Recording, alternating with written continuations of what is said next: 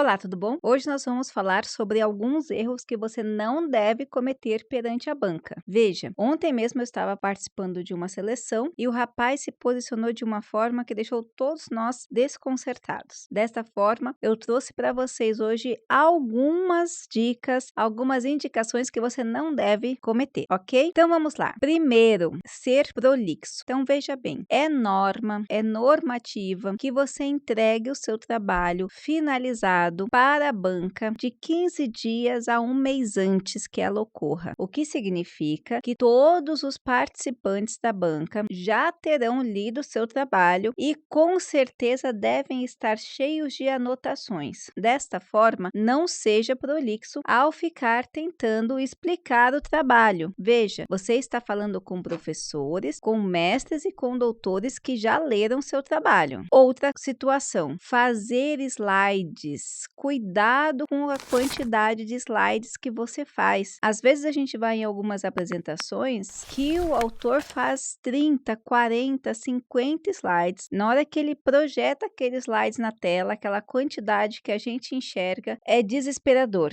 É como se todos os nossos filtros tivessem baixados e a gente acaba não sendo bem receptivo ao aluno. Lembre-se, mais uma vez, você já mandou o trabalho, você não precisa desenhar o que o trabalho está feito, como o trabalho está feito e o que tem dentro do trabalho. O que você vai ter que fazer é ser mais claro possível na composição de ideias. Apresentar o trabalho em torno de uns 15 minutos, se você tiver que apresentar, porque em alguns casos, algumas bancas estão abrindo mão da apresentação para ir direto nas ponderações do trabalho. Então, cuidado, procure uma síntese do trabalho, seja o mais objetivo, coloque lá o problema do trabalho, a questão norteadora, os objetivos, as metodologias que você utilizou para alcançar esse objetivo ou pretende alcançar e os principais resultados. E basta, não precisa tentar ficar buscando explicações. Como eu falei, eu participei de uma banca em que o aluno, veja bem, aluno de mestrado, estava numa banca com os 3 doutores e o aluno perdeu quase 10 minutos tentando explicar o que era o AB. Ou seja, todo mundo sabe o que é o AB, os 3 doutores sabiam o que era o AB, a prova da OAB, qualquer pessoa da sociedade laica sabe, quanto mais doutores que estão na academia, nós entreolhávamos, tipo, o que a gente vai fazer com esse moço? Porque é quase uma ofensa. Claro, nós entendemos que ele estava nervoso, mas veja, não cometa esse erro, porque dependendo da banca, a banca pode se sentir ofendido. Então, embora você tenha que trabalhar dentro de um processo de sistematização na produção do conhecimento científico e explicar algumas terminologias, lembre-se que a banca já leu seu material e tratam-se de pessoas com título acima do seu, mestres e doutores. Ou seja, cuidado para não ficar fazendo o que essa pessoa fez e ficar rodando em coisas para nós que é óbvia. Outra questão que você deve conhecer, embora você não seja obrigado e nem deva fazer aquele slide com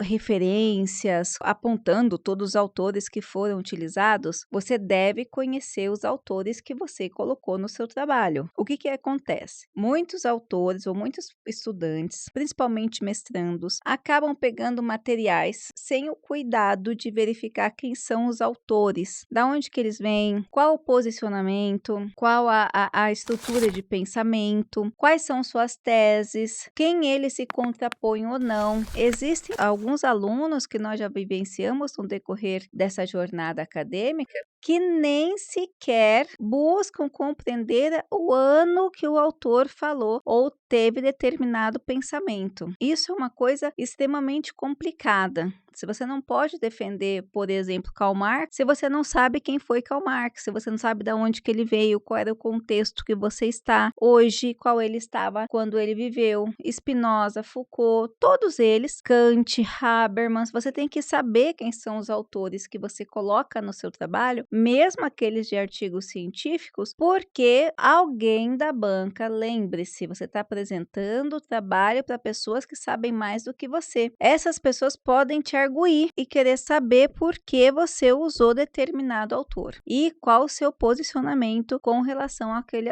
autor. Cuidado com isso. Escolha para o seu trabalho autores que você conhece, materiais que você conhece e que você consiga defendê-los, até mesmo como critério de escolha. É até por isso que, dentre outras coisas, a CAPES começou a solicitar que seja feito o estado da arte. Por quê? Mesmo que o seu trabalho não seja feito com autores basilares, ou seja, esses autores clássicos, quando você faz o estado da arte, você consegue defender e demonstrar quais foram os cuidados que você teve para exercício da sua pesquisa. Veja, nem que você não conheça os autores, você vai ter que saber como você chegou a esses autores. Então, por exemplo, se você faz uma busca do estado da arte no site de teses e dissertações da CAPES, no Google Acadêmico, na Cielo, na PubMed, onde você for fazer, você vai demonstrar quais são os critérios que você está utilizando para a pesquisa, automaticamente colocando os cuidados que você teve. E aí, nesse caso, se o professor pergunta quem é esse autor, você vai falar, um autor que eu encontrei nessa base de dados com esse critério de buscas. Se você encontrar ou se você utilizar autor basilar, cuidado, conheça os autores. Eu já peguei muitas teses, principalmente dissertações de mestrado, aonde alguns autores, e são algumas áreas específicas, decidem usar clássicos sem compreender os clássicos. Isso é um perigo. Quem são os clássicos? Esses autores que eu falei para vocês. A gente pode incluir muitos. Bauman, Milton Santos, Hannah Arendt, Freud,